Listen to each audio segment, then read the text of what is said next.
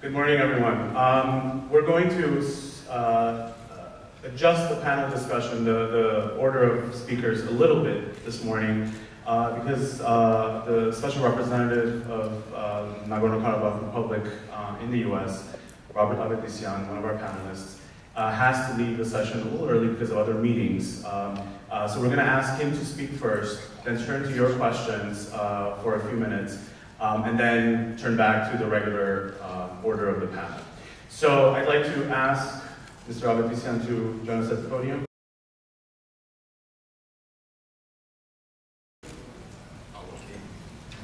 All right, the moderator asked me to be even briefer. And of course, I also think that the Q&A session is much more informative. So if you don't mind, I'll just stop there. Well, no, a couple of things I would like to mention. Even in the situation of blockade and permanent threat of war, we have been very successful in building as a state, in building as a democratic state, with almost complete eradication of corruption, with very well-functioning state institutions. And I'm talking about this institution as not as an official, but as a regular Artsakh who was born and grew up there. Those of you who have been in Artsakh, I'm sure they will agree with me. Those of you who have not been there, I invite you to go there to see what we have reached through these 20 years of enormous sacrifices, challenges, solutions, development, tragedy, of course, but still success. We are on the right path. And the first 20 years of our independence show that we're getting where we want to see our country, and this is just only the beginning of the restoration of the Great Armenia. So thank you very much.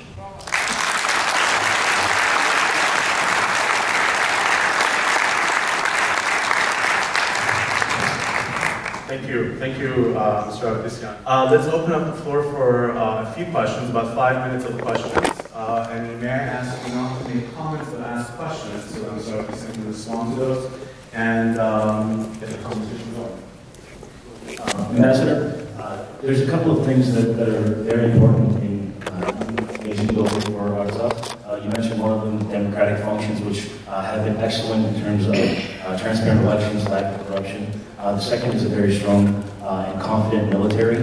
What's the government doing about army abuses, working with the government of Armenia? I'm sorry, I didn't hear the last. The issue of abuses within the army, murders, hazing, etc., that have been happening. In the army? Yeah. About the tragedy. Cases of incidents in the army. Well, I assure you that if it's painful for our diaspora, it's 10 times painful for our Artsakh, because those kids on the line of contact, they're our sons, our brothers. We know personally each and every one of them. And this is one of the issues we are dealing very seriously. And if you follow the media, you will see that very serious steps are being taken in the army structure to find those responsible and guilty, and to deliver proper punishment, to try to eradicate any such incident in future.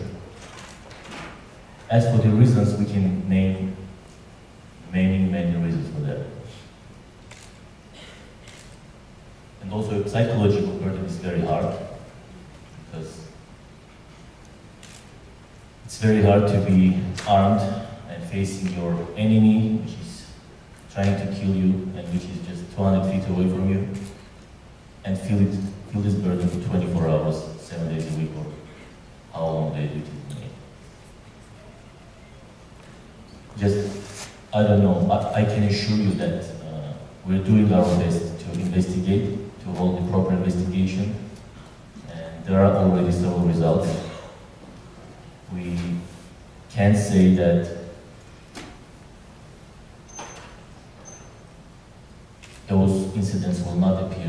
You know, in the army they take place everywhere, but in our case it's much more painful, and we feel that pain, and we're doing our best to educate.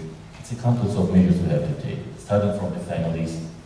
When the conscripts are being prepared for serving in the army, starting with a psychological job which should be done with the new conscripts, and of course dealing with the on the spot, dealing with the situation in the line of contact. So this is a very, very tragic subject to cover, but I'm trying to assure you the way I can that it's very painful for us, and we feel that tragedy. We really hope that everything we are doing will help us to make those kind of incidents. But I would like to ask to know what are the policies and what are the projects for the liberated territories. There are no liberated territories. There is a territory of the Nagorno-Karabakh Republic, which is fixed in the NKR Constitution adopted in 2006. So let's from now on talk about the territory of the Nagorno-Karabakh Republic. And our policy is towards the increase of number and development of infrastructure of the Nagorno-Karabakh Republic. By the way, 2 days ago we had a telethon, and I would like to take this chance and thank all of you who have participated in that event. We raised 11.2 million. That's part of the donation, so we'll will be going to development of those territories, including bringing water.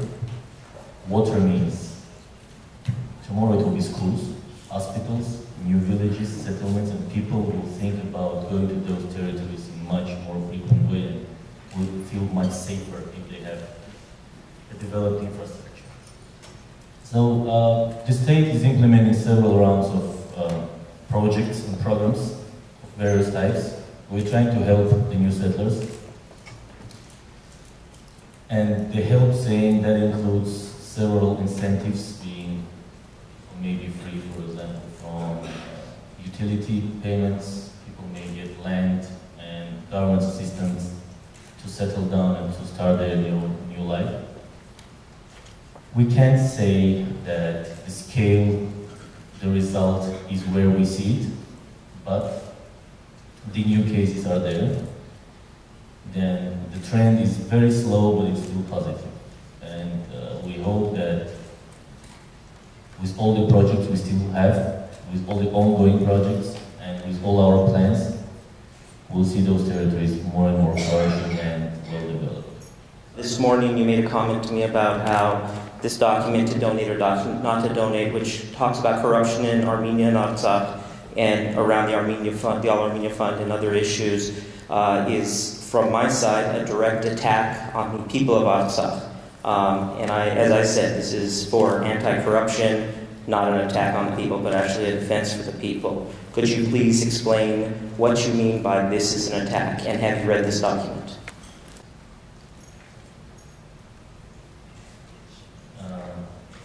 To answer our question about my remark this morning,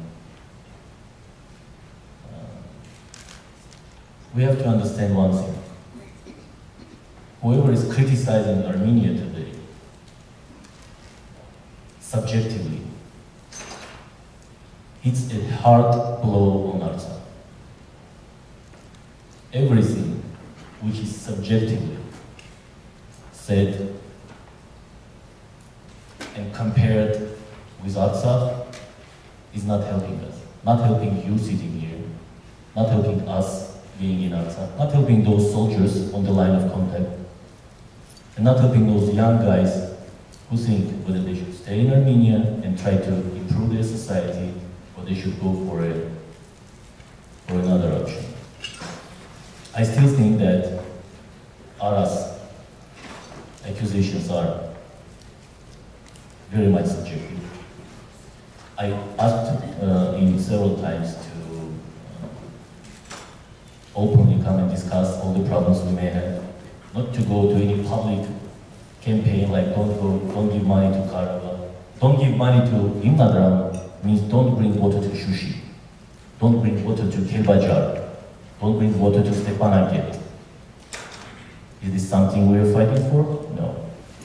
My question is regarding the education and how to keep the youth within the Artsakh region just meeting up with some of them over the summer and asking them what their career goals were. It seemed like there was a dead end to their career goals. Like most of them had studied history and not much of technical.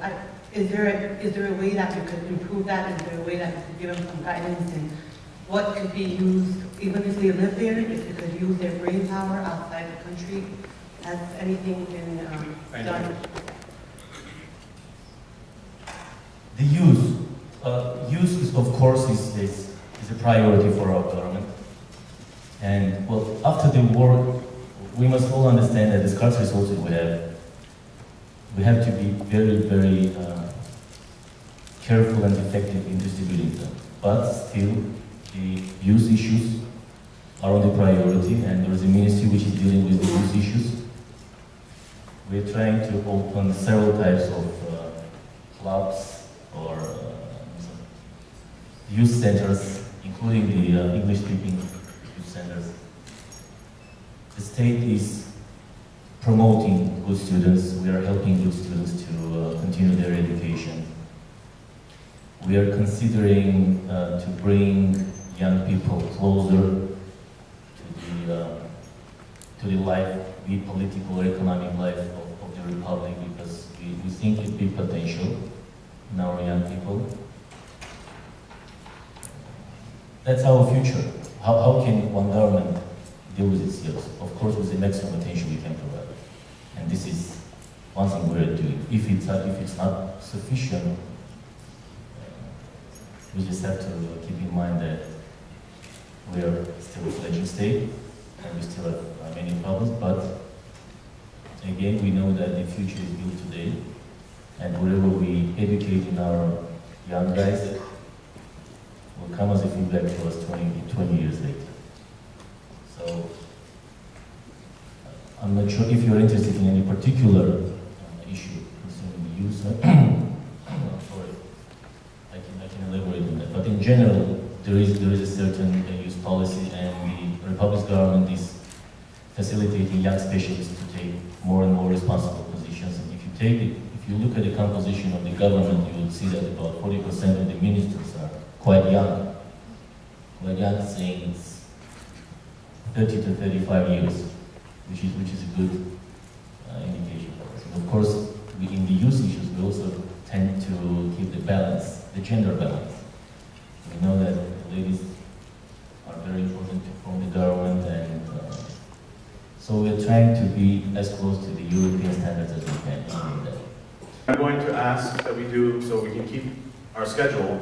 So if you have any other questions, please try to catch Mr. Avetisyan before he leaves, or I'm sure he's open to receiving emails and phone calls from you to answer all your questions. Thank you once again, Mr. Avetisyan, for your presentation.